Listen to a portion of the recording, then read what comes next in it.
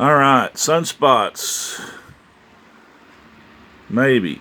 If it'll go into focus, no. Go to the edge of the sun and try to focus it on the edge. It's not being nice to me. And that's other problem is it's so bright. Besides the heat warbles that you get, from... I've actually got this telescope pointing out a bedroom window, trying to work in the shade where I can actually see my phone. But the sun is kind of peppered with sunspots, and several of them are Earth directed. So,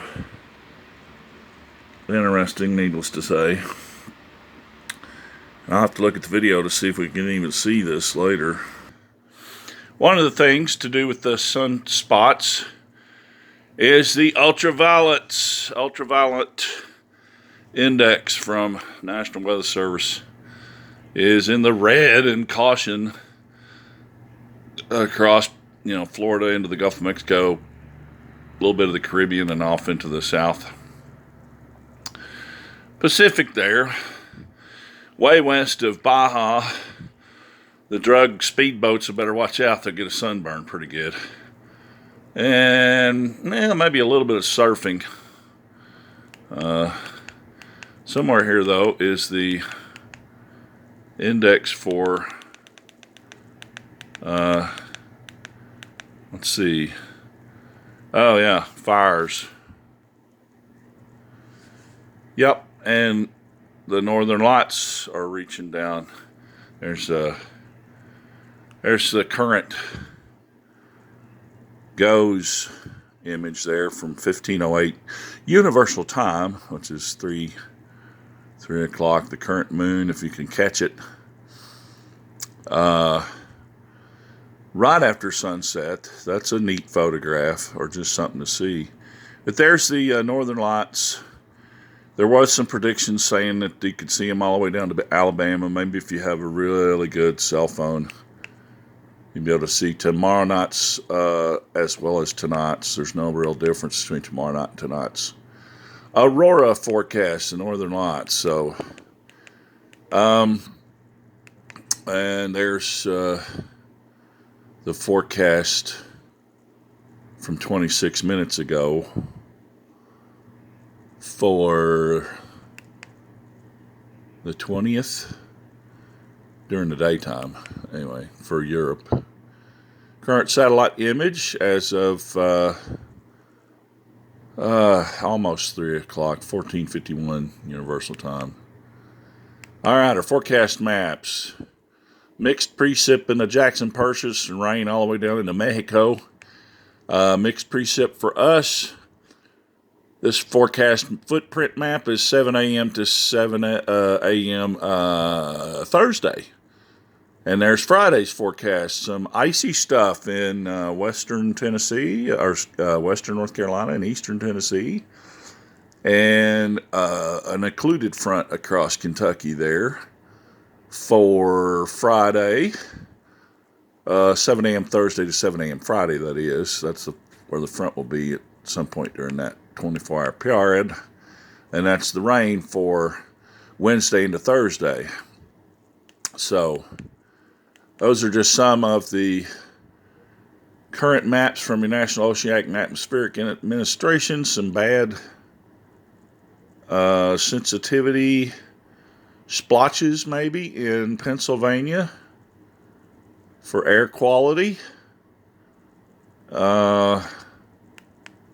But we're doing pretty good there. Moderate to maybe unhealthy for sensitive individuals in a few spots out west, too.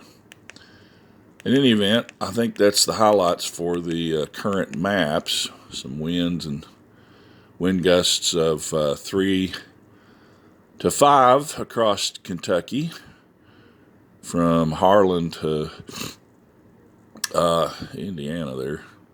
What we got here? Humidity 56 to 66% basically. So it'll feel better than it would be if it was way below that. Dew point -1. And this is, I'm assuming they're still using Fahrenheit on these charts. A lot of stuff's going to metric, so And you know what? I'm not even sure what that is. U.S. Geological Survey, low to high. It doesn't really say what those colored dots are. Fun stuff when they don't label a chart that great. I don't know. Anyway, back to the forecast. We have 21 for tonight, snow, 43, a balmy 43, and some rain possible there for your Wednesday, down to 32, right at the freezing mark, with some cold ground temperatures. Some of the precipitation could freeze, but then we go 39 for Thursday, 20 Thursday night, back down to 9 on Friday. Daytime highs there Friday, 28, 9 at night, into Saturday, 17, with some flurries possible this weekend. Possibly 2 to 4 inches, although that'll probably get revised. And then it says 5 to 9 inches Saturday night into Sunday. 1 to 3 inches Sunday, and a half an inch lingering Sunday night. Low around 7, high Monday 24. So when temperatures get down below 17, particularly Saturday, with reference to Friday night into Saturday, that's too cold for the salt to work. So whatever they don't melt off before the temperature gets that low Friday night, melt off and scrape off, they'll be mainly expecting the blades to do the job. I don't know. The sun might throw some infrared through the clouds and help the salt work on Saturday during the noon to 4 hours when the sun's highest in the sky. But of course, you may have noticed at this time of the year the sun is very low in the sky and it arches over. But anyway, there's a quick look at the weather forecast. This is an app called Weather for Us. It just simply repackages the stuff that you can find on the web from the National Weather Service. See, so you can go here, and this is where I'm getting these national slides, like the current. And it's a free app you can add to your smart TV. Along with other stuff, like I like the iTuner app where you can add local radio stations.